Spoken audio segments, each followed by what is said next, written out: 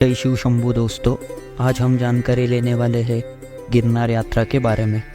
अगर आप फ्लाइट से आ रहे हैं तो नज़दीकी एयरपोर्ट है किशोर एयरपोर्ट, जिसका अंतर है 40 किलोमीटर, और दूसरा एयरपोर्ट है राजकोट जो 130 किलोमीटर पर है। और आप बस से आने वाले हो को जूनागढ़ बस स्टैंड में उतरना पड़ेगा। अगर आपको आपके शहर से डायरेक्ट जूनागढ़ के लिए बस नहीं मिल रही है तो आप गुजरात के किसी भी बड़े शहर में आके जूनागढ़ के लिए बस पकड़ सकते हो। अगर आप रेलवे से आ रहे हैं तो आपको सबसे नज़दीकी रेलवे स्टेशन है जूनागढ़ जंक्शन। ट्रेन की बात करें तो हमने मुंबई के बांद्रा टर्मिनस से जाने वाली सौराष्ट्र जनता एक्सप्रेस से ट्रैवल किया था, जो दोपहर को 1:40 को निकली थी और दूसरे दिन सुबह 6 बजे हमें जूनागढ़ पहुंचा दिया था। और अगर आप पुणे से ट्रेन से ट्रैवल कर रहे हैं तो रात को 8 बजे वेरावल एक्सप्रेस करके ट्रेन है जो रोज़ जूनागढ़ जाती है, और वह दोपहर 2 से 3 बजे तक आपको जूनागढ़ पहुंचा देगी। जूनागढ़ के रेलवे स्टेशन में क्लॉक रूम की सुविधा भी है, जहां आप अपना सामान रख सकते हो। बस शर्त यह है कि आपको आपके बैग में लॉक लगाना पड़ता है। गिरनार यात्रा शुरू करने के लिए आपको जूनागढ़ से तलेठी गांव में आना पड़ेगा, जिसका अंतर 6 किलोमीटर है, और यहाँ आपको रिक्शा से जाना पड़ेगा, और यह रिक्शा वाले आपसे 100 से 150 रुपये लेते हैं। अगर आप गाड़ी से आ रहे हैं तो आप जूनागढ़ से डायरेक्ट तलेठी गांव में आ सकते हैं। तलेठी गांव में रहने के लिए धर्मशाला बहुत सारी है, पर बड़े होटल बहुत कम है। होटल रूम और धर्मशाला के लिए यूट्यूब पर बहुत से व्लॉग्स अवेलेबल है, वो देखकर आप तय कर सकते हो कि आपको कहाँ रुकना है। हमने रुकने के लिए एक धर्मशाला बुक की थी जिसका नाम था सनातनी हिंदू धर्मशाला। अभी स्क्रीन पर आपको उसका नंबर दिख रहा होगा, जिसके नॉन एसी रूम का किराया केवल 300 रुपये था और एसी रूम का किराया 600 रुपये था। हमें बस फ्रेश होने के लिए और बैग रखने के लिए रूम चाहिए थी, इसलिए हमने नॉन एसी रूम ली। रूम अच्छी थी, वॉशरूम ठीक ठाक था, पर किराया देखा जाए तो उस हिसाब से हमें बहुत अच्छा रूम मिला। इस रूम के लिए हमें खुद का लॉक लगाना पड़ता है, और हमारे पास लॉक नहीं है तो हम किराए से लॉक खरीद सकते हैं, जो आपको बाहर की तरफ मिलता है। और रूम बुक करने के लिए ये लोग पहले आपके धर्म और जाति के बारे में पूछते हैं। थोड़ा सा आराम करके फ्रेश होकर हम सबसे पहले गए भवनाथ मंदिर के दर्शन के लिए। भवनाथ महादेव मंदिर जूनागढ़ का एक प्राचीन हिंदू मंदिर है। गिरनार पर्वत की तलेठी में स्थित यह गुजरात के सबसे लोकप्रिय मंदिरों में से एक है। कहा जाता है कि यहाँ का शिवलिंग स्वयं दैवीय अभिप्राय से उत्पन्न हुआ है। भवनाथ महादेव मंदिर का अस्तित्व प्राचीन काल से है और इसकी कहानी पौराणिक युग में मिलती है। इसीलिए गिरनार यात्रा की शुरुआत भाविक इस मंदिर के दर्शन से करते हैं। भवनाथ मंदिर के दर्शन के बाद हमने मंदिर के सामने रास्ते पर एक होटल था, वहाँ पर जूनागढ़ का फेमस नाश्ता करके गिरनार यात्रा के लिए निकले। गिरनार पर्वत के बारे में पहले हम थोड़ी जानकारी लेते हैं। कहा जाता है कि गिरनार पर्वत हिमालय से भी बहुत पुराना है। गिरनार की यात्रा में 10,000 पत्थर की सीढ़ियाँ बनी हुई है। हर साल नवंबर के महीने में गिरनार की परिक्रमा होती है, जहाँ पर पूरे गिरनार पर्वत का चक्कर लगाया जाता है। और साल में एक बार, शायद फरवरी के महीने के आसपास, गिरनार चढ़ाई के लिए एक प्रतियोगिता होती है, जिसका अब तक का रिकॉर्ड 55 मिनट का है। गिरनार में 4 महत्वपूर्ण मंदिर है। सबसे पहले है जैन धर्मस्थल नेमिनाथ धाम, जो 4000 सीढ़ियों पर है। फिर दूसरा है अंबा माता मंदिर, जो एक शक्तिपीठ है जो 5000 सीढ़ियों पर स्थित है। उसके बाद है तीसरा गुरु गोरखनाथ मंदिर, जो 5500 सीढ़ियों पर है। और चौथा और आखिर में है गुरु दत्तात्रेय मंदिर, जो 9,999 सीढ़ियों पर है। आप गिरनार की यात्रा चल के या फिर रोपवे से कर सकते हैं। अगर आप चलकर यात्रा करने वाले हैं तो मेरा सुझाव है आप सुबह जितना जल्दी हो सके सूरज निकलने से पहले यात्रा शुरू करें, तो आपको वापस आते वक्त धूप की परेशानी नहीं होगी।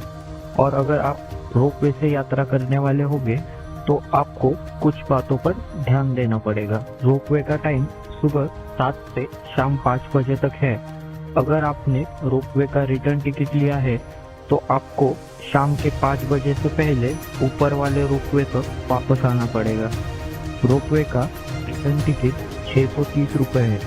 रोपवे का एक बाजू का आने का या जाने का टिकट 400 रुपये है, पर वह भी उनके हिसाब से होता है। वह कभी एक बाजू का देते हैं तो कभी रिटर्न टिकट लेना पड़ता है। रोपवे में सेल्फी स्टिक और बिस्लेरी वाली पानी की बोतल, प्लास्टिक की थैली और प्लास्टिक में रैप किया हुआ कोई भी सामान या फिर खाने की चीज और प्लास्टिक की खाली बैग, ये सब आप लेके जा नहीं सकते। घर में फ्रिज में रखने वाली मोटी प्लास्टिक की बोतल में पानी भर के आप रोपवे में ले जा सकते हैं। अगर आपकी कोई भी चीज ऊपर लेके जाने के लिए नहीं दे रहे हैं और वह चीज कीमती है तो आप वहां पर 100 रुपए का लॉकर लेकर उसमें रख सकते हैं। मौसम खराब होने पर रोपवे बंद किया जाता है। आप रोपवे की टिकट इस वेबसाइट से ऑनलाइन भी बुक कर सकते हो, पर खराब मौसम की वजह से अगर रोपवे बंद रहा तो आपको रिफंड में दिक्कत आ सकती है।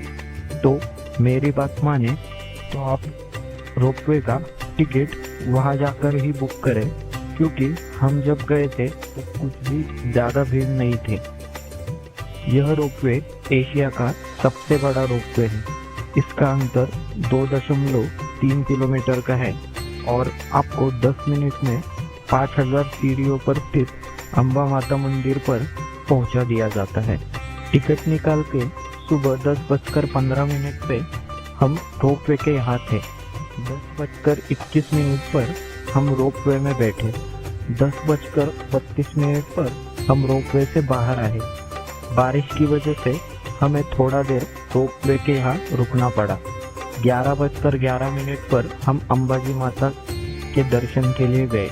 अंबाजी माता मंदिर, जो माता सती के 51 शक्तिपीठों में से एक है। मान्यता ऐसी है कि यहाँ पर माता सती का उदर भाग मतलब पेट का भाग गिरा था। रोपवे से आने के बाद आप यह मंदिर के दर्शन करके आपकी गिरनार की यात्रा शुरू कर सकते हैं। अंबाजी माता मंदिर के बाजू में आपको नाश्ते के लिए और पानी पीने के लिए छोटे होटल मिल जाएंगे।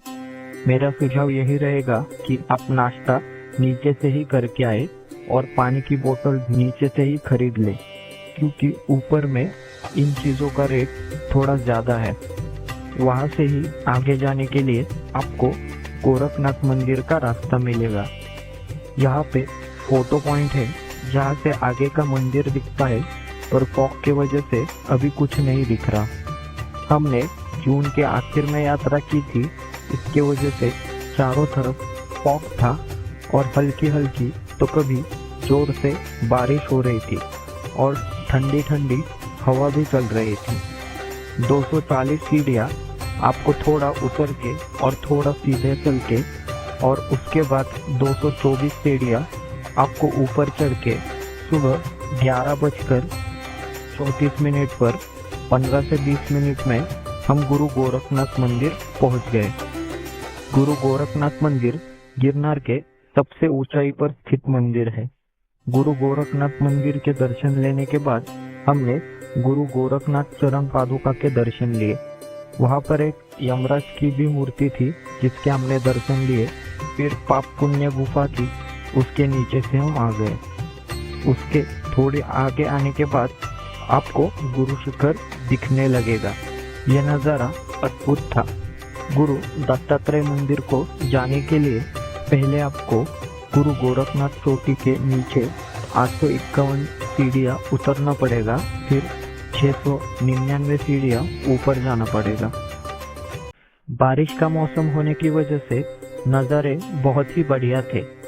11:40 को गुरु गोरखनाथ मंदिर से हम निकले और 12:04 पर 22 मिनट चलने के बाद हमें यह दो रास्ते मिले। ऊपर लिखा हुआ था कि कौन सा रास्ता कहा जाता है। बाई तरफ से जाओगे तो आप गुरु दत्तात्रेय मंदिर के चरण पादुका की तरफ जाएंगे। 10 मिनट चलने के बाद 12:15 बजे हम यहाँ पहुँचे। यहाँ आपको मुफ्त में पानी मिलेगा। यहाँ पर आप जितना भी पानी पी सकते हैं, पर इसको बोतल में भरकर ले जाने के लिए नहीं देते। रास्ते में आपको ऐसी चट्टानों की खिड़कियाँ दिखेगी जहाँ पर ठंडी हवा आती है। अगर आप थके हुए हैं, आपका शरीर गर्म हुआ है, तो आप यहाँ रुककर आराम कर सकते हैं। रास्ते में को भैरव बाबा का छोटा मंदिर भी दिखेगा। 12:25 पर हम ये काल भैरव के मंदिर के पास थे। 2 मिनट चढ़ने के बाद आपको गुरु दत्तात्रेय मंदिर दिखेगा।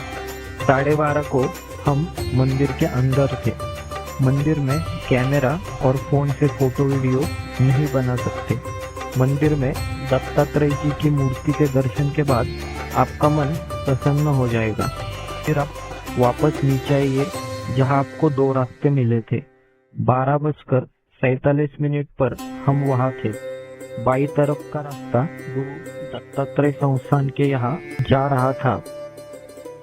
वहां नीचे जाने पर आपको अखंड धुनी के दर्शन मिलते हैं और वहां पर ही मुफ्त का खाना और पानी और आराम करने की जगह है। 12:50 को हम नीचे गए थे और 1:18 को हम वापस निकले। वहां जाकर दर्शन और आराम होने के बाद आप वापस अंबाजी माता मंदिर आ जाइए। उसमें आपको 1 घंटा लगेगा। 2:28 पर हम अंबाजी माता मंदिर के यहाँ वापस आ गए थे। फोटो और चाय की वजह से हमें थोड़ा ज़्यादा समय लग गया। अंबाजी माता मंदिर के पास कुछ पॉइंट्स है जहां आप नज़ारों का लुत्फ उठा सकते हैं और फोटो ले सकते हैं। अगर आपने पैदल यात्रा की शुरुआत की थी तो आपको 4000 सीढ़ियों पे नेमिनाथ धाम के दर्शन हुए होंगे। अगर आप रोपवे से आए हुए हो तो आप डायरेक्ट अंबा माता मंदिर के पास आते हो। अगर आपको नेमिनाथ धाम जैन धर्मस्थल के दर्शन करने होंगे तो आपको वापस 1000 सीढ़ियाँ नीचे जाकर ऊपर आना पड़ेगा। हम जैन मंदिर नहीं गए थे, पर रोपवे को ज्यादा भीड़ थी, इसलिए हमें नीचे आने के लिए आधा घंटा चला गया और 3 बजे हम नीचे आ गए। बारिश, फोटो, वीडियो और रोपवे की भीड़ की वजह से हमें कुल मिलाकर 5 घंटे गिरनार की यात्रा को लगे। रोपवे से नीचे आने के बाद आप तलेठी गांव में रुक सकते हैं और सुबह जूनागढ़ स्टेशन या फिर बस स्टैंड से अपने शहर के लिए वापस जा सकते हैं, या फिर यात्रा संपूर्ण होने के बाद बस या रेलवे से 90 किलोमीटर दूर वेरावल के नज़दीक सोमनाथ के यहाँ सोमनाथ ज्योतिर्लिंग के दर्शन के लिए निकल सकते हैं। तो मिलते हैं अगले ब्लॉग में, जहाँ हम आपको सोमनाथ ज्योतिर्लिंग और वहाँ के सभी धार्मिक स्थलों के बारे में जानकारी देने वाले हैं।